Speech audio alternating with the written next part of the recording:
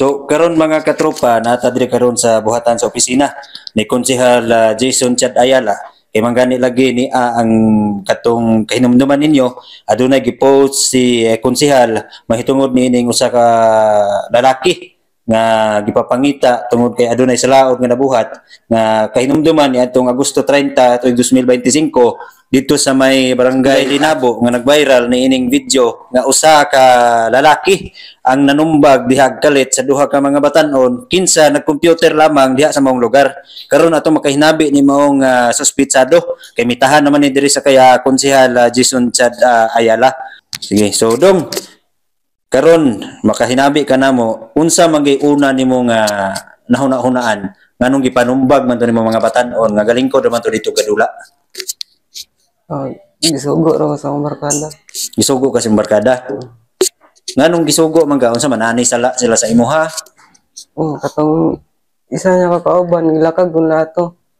Una nga ningon akong kauban nga mao nang lakag sa imo kung di dira na ko. So nituo pog ka nga kining mao mga batan-on mao ginanumbag sa imuha.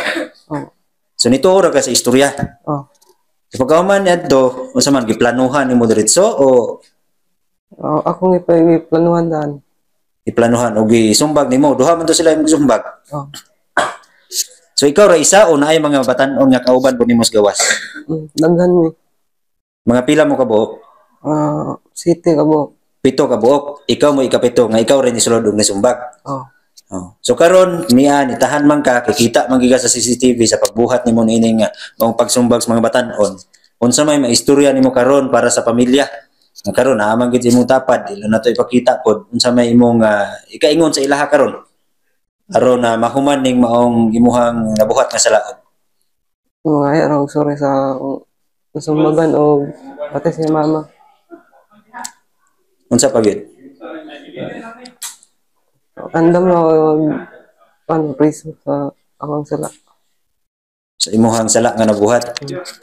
Pero guilty gid ka nga imuha ra tong mao tong ingon nga igo orang giistorya gisumbog sa imo nga mauning nagsumbag sa imuha ug imo lang gibalusan. So unsa may ngalan ining laki nga ni sumbong sa imuha nga ingon nga sila man ang nanumbag? Wala man ato kami nagsabay. Mao pay pagsabay ni mo ning laki. Unya gituboy lang ka nga mao na nagsumbag sa imuha. Nasumbagan dai gid ka? Wala kon sumbagan. Naglakag ko. So naglakag gid. Sige. So karon adto na may post si Konsehal Jason Chad Ayala mahitungod sa pagpangita kanimo ug ni gahin-gani siya og kaning price para lang mutahan pug kadre.